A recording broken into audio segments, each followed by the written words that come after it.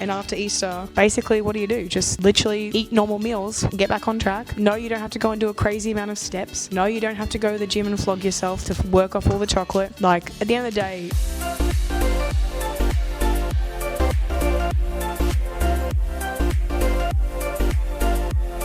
hello and welcome to another vlog on YouTube and podcast on Spotify by the Fit Minds podcast coach Mariah Jean and my fiance Alex and my daughter Layla today are joining me in the podcast.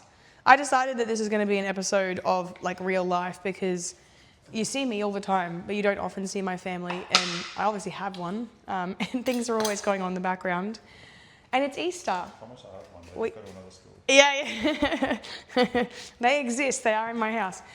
It's Easter. It's Easter Friday.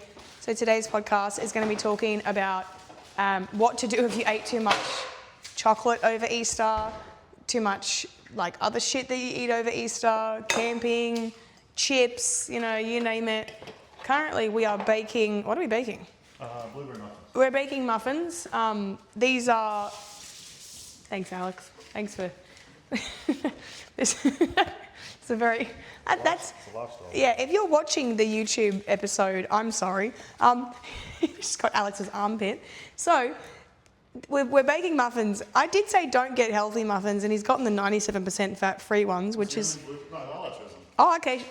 My daughter chose some low-fat muffins. Awesome. I just said which ones you want to get. They happen to be low-fat. I need to measure stuff. Okay, yeah, go on.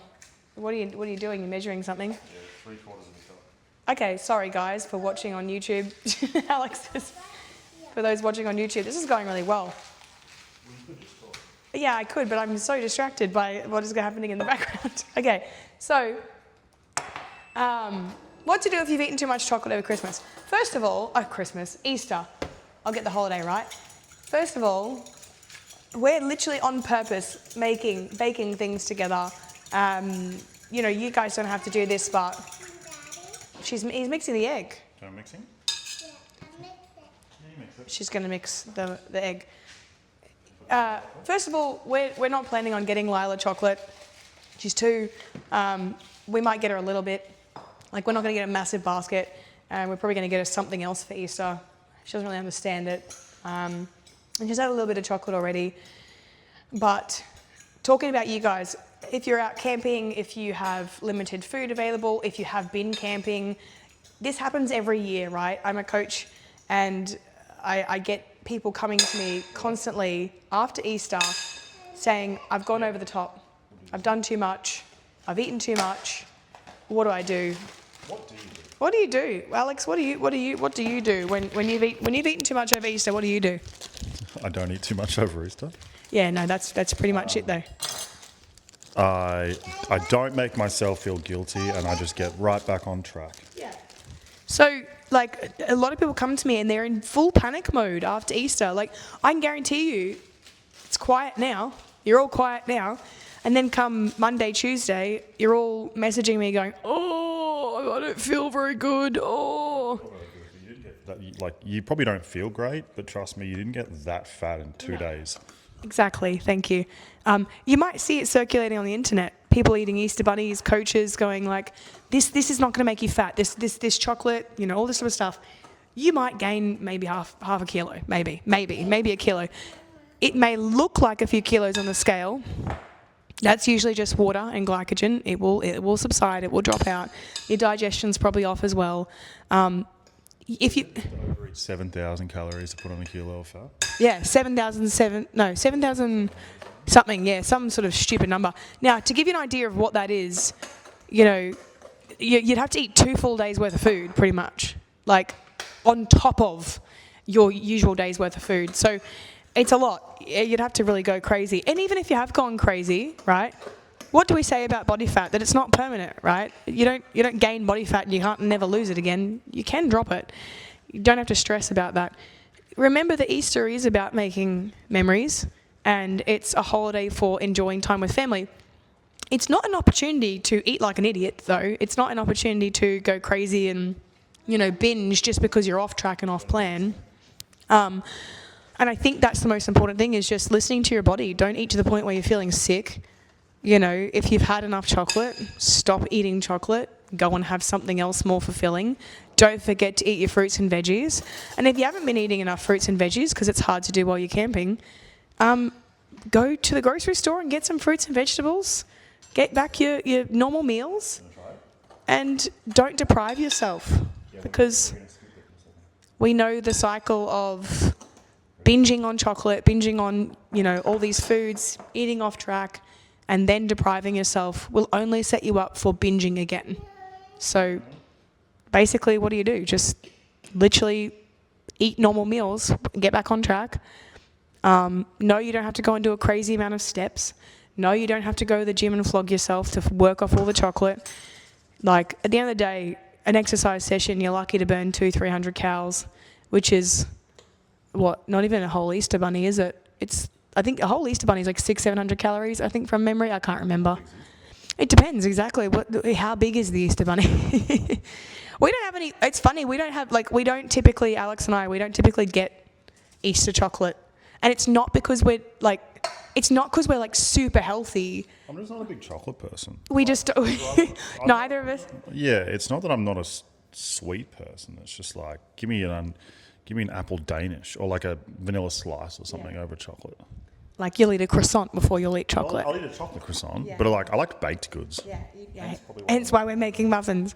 And to be honest, baked goods are probably not, I guess, as dense in calories, depending on what you go for. But we don't do it on purpose. We just don't. We've never really kept a large amount of chocolate in the house, not for health reasons. Prior to my daughter, being pregnant with my daughter, I had a massive sweet tooth. So I did like cookies, chocolate. Since getting pregnant, I just don't crave chocolate. It's terrible. I know, bad problem to have. I don't crave sweet things, and Alex has never really been a big chocolate fan. My daughter absolutely loves chocolate. I probably should stop saying that word.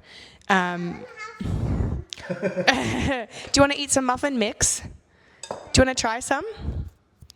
Bee Bumblebee, can you sing your name for me? Yeah. My daughter is so cute. If you can hear her little voice in the background. So we're making muffins. We're making Easter enjoyable and about spending time with family. We're going to go visit some friends. We're better from sickness now. We've got some family coming down as well. So we're not going camping. Alex doesn't really like camping. You've tried. He tried. He tried camping. He wasn't a big fan. But if you are camping and you're getting back on track after camping, I know you don't want to hear this. You probably want to hear deprive your calories, cut your calories. No, you don't need to do any of that. Move into a normal deficit. Find your maintenance calories, drop them by 10%, and maintain that. Yeah. There's no point doing the whole 2 steps forward, 1 step backwards. Just take half a step forward. Yeah. Don't go down to 1,200 calories. Don't be an idiot. Honestly, that's just silly. You're setting yourself up for failure. Go back to your normal deficit. And if you don't know what your deficit is, that's what we're here for. We figure that out for you so we can get the right deficit. If it's too low, you'll end up binge eating anyway. If your deficit is too high, which is very unlikely, or if you're not tracking your food properly, then you won't drop weight. But yeah, post-Easter, don't panic, basically. The moral of the story is don't panic. Enjoy yourself within reason.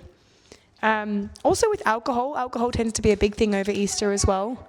What's your tips on drinking alcohol over Easter? If you need to drink, there's always lower calorie options that you can choose. There's lighter beers, If you're going to have your spirits, you just go with your Coke, no sugars and things like that you're mixing it with. You've got your vodkas and the gin, which are typically lower in calories and things like red wine or whatever. I'm sure they do pre-mix with Coke, no sugar and stuff these days. Run that. Just get your... There's 0 carb alcohols, beers and stuff like that. Fuck, they taste rubbish though. Yeah. The lower calorie ones, pure blondes and stuff like that, typically aren't as high in calories. So just go something like that. Yeah, if you're listening to this podcast by any chance before you go on your Easter holidays, there are so many low-calorie alcohol options, low-carb alcohol options. It doesn't mean low-carb everything is a good choice, but alcohol can be high in sugar, and sugar just has calories, right? So when you go for low-carb alcohol options, you're basically only using the calories for the alcohol and not necessarily the sugar as well. So, sorry, my daughter has the eggs. Do you want an egg? What are you going to do with the egg, Lila? Hold on. Don't touch the tray. It's hot. Don't touch. Oh, it's not too bad. It's it's a little bit hot. Lila, is there anything you want to say to everybody talking about Easter and what they should do at Easter?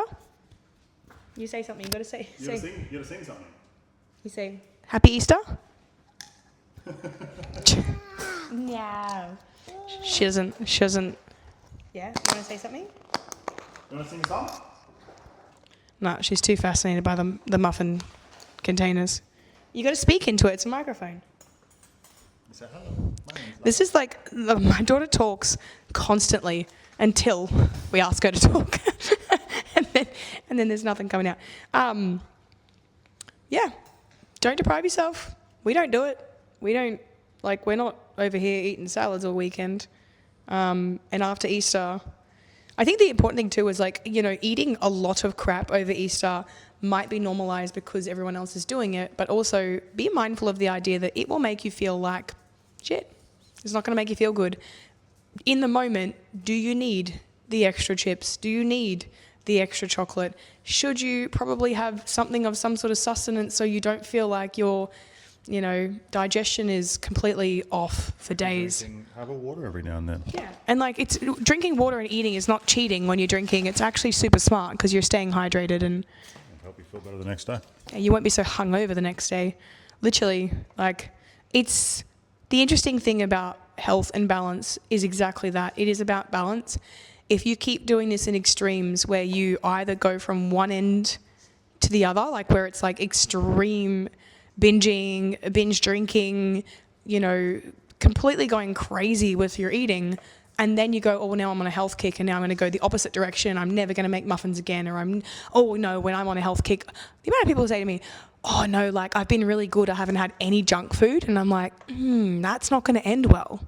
You've had nothing from a packet, That's not sustainable.